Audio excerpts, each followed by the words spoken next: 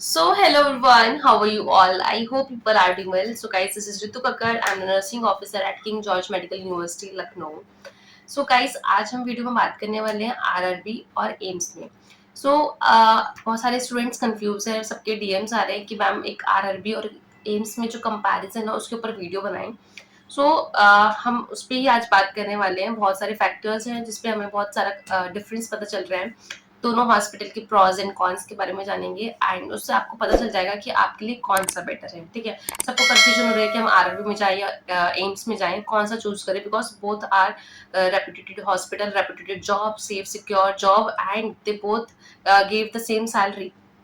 तो सभी इस वजह से ज़्यादा कंफ्यूज है.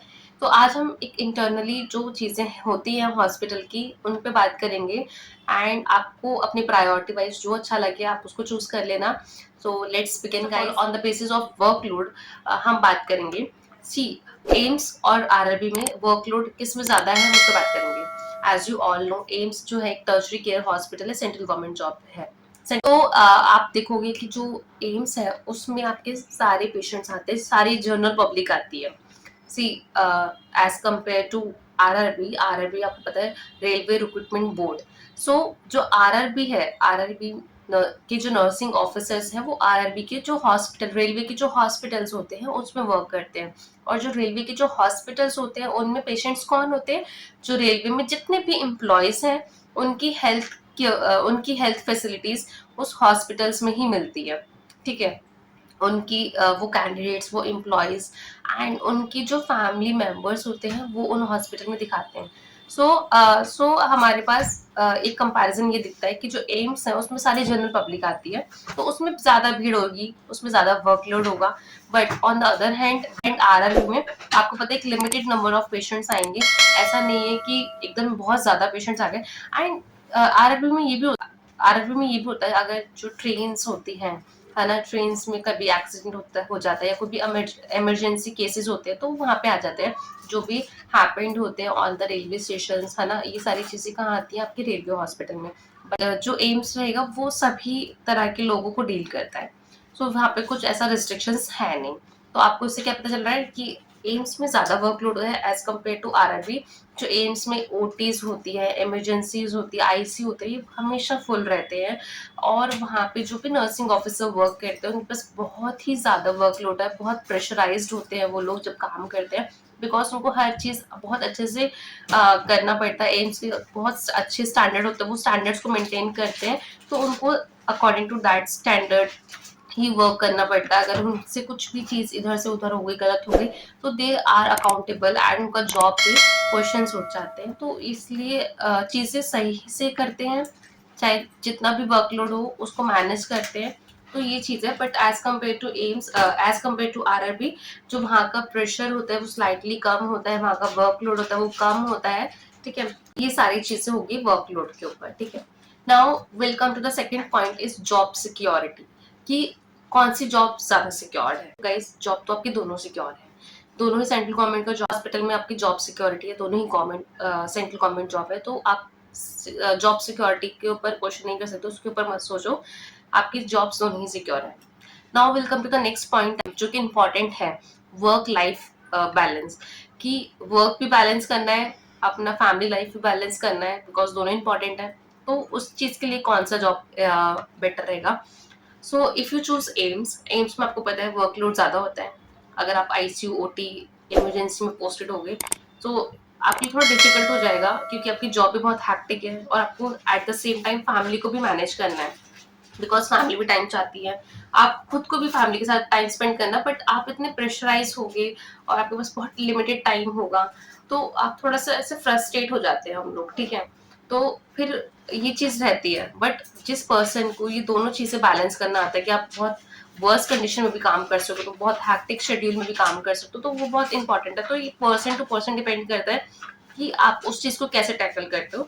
बट एक नॉर्मल जो पॉइंट, एक जो नॉर्मल चीजें हैं जो उस हॉस्पिटल में है और इस हॉस्पिटल में, तो मैं उस चीज को बता रही हूँ. तो वहां पे है ज्यादा वर्कलोड, तो आपके पास टाइम थोड़ा कम रहेगा, आपके पास पर्सनल टाइम थोड़ा कम रहेगा.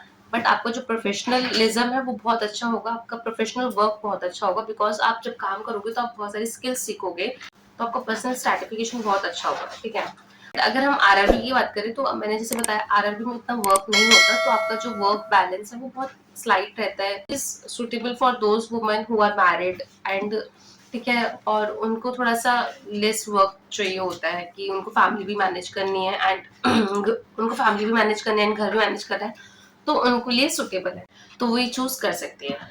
Now guys the most most most important thing is transfer policy. बहुत सारे लोग इसलिए परेशान है कि ट्रांसफर पॉलिसीज कि क्या है एम्स और आरआरबी में ट्रांसफर पॉलिसीज।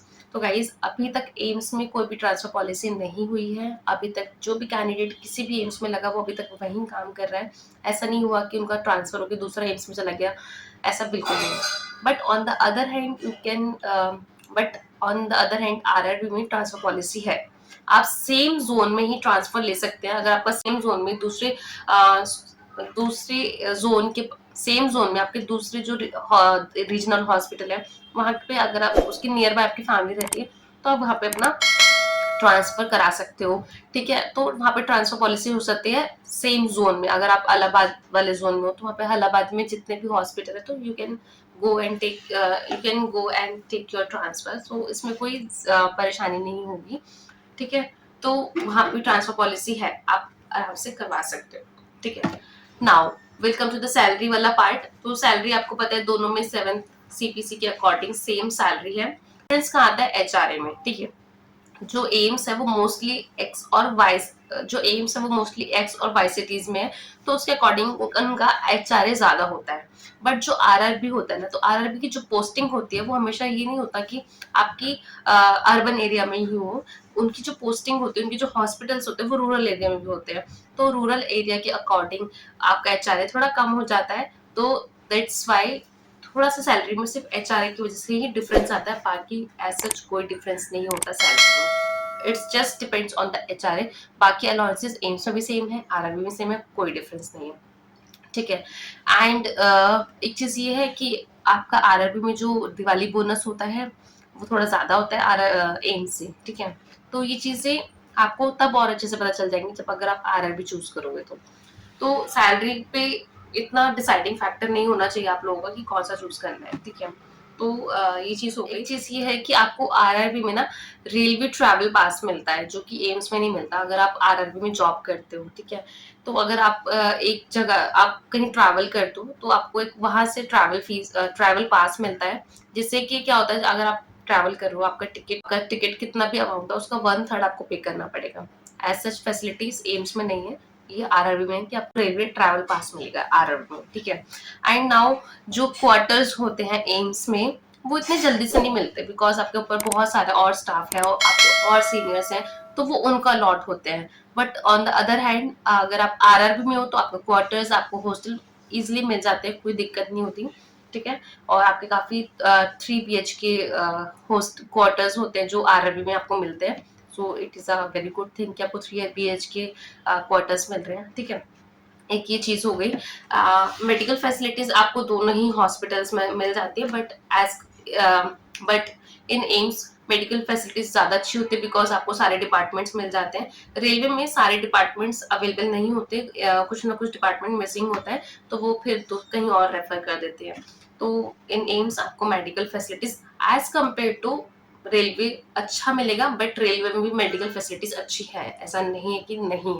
एंड गाइस अगर हम वर्क एनवायरनमेंट की बात करें तो नाइट ड्यूटीज आपकी दोनों ही हॉस्पिटल्स में लगती है, बट आपकी थोड़ी मैंने बताया था कि वर्कलोड आरआरबी में कम होता है, तो आपकी जो नाइट ड्यूटीज सबको हैक्टिक लगती है, तो वहाँ पे आरआरबी में थोड़ा इजीली चले जाता है, आपका वर्क बैलेंस बहुत अच्छे से हो जाता है। बट जो एम्स है उसमें आपका वर्क बैलेंस करना आप पे डिपेंड करता है कि आप कितने इफेक्टिवली जल्दी काम करते हो, कितने एफिशिएंसी से काम करते हो, तो वहीं आपकी स्किल्स आपकी बहुत अच्छे से इम्प्रूव होती है, डेवलप्ड होती है। तो लर्निंग ग्रोथ आपका एम्स में ज्यादा होगा एज कम्पेयर टू आरआरबी। तो अगर आप लर्निंग पर्पज से चूज कर रहे हो कि मुझे सीखना है अभी, तो आप एम्स चूज करो।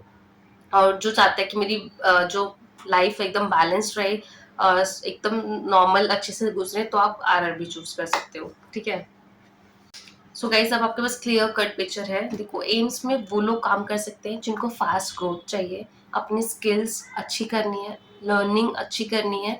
ठीक है, एंड हाई प्रेशर हॉस्पिटल में भी वो काम कर सकते हैं, they have that much of capacity, अच्छी कैपेसिटी इतने केपेबल है, तो दे कैन चूज एम्स, ठीक है। और वो फिक्स पोस्टिंग चाहते हैं, वो नहीं चाहते कि उनका ट्रांसफर हो, ठीक है। तो दे कैन चूज एम्स।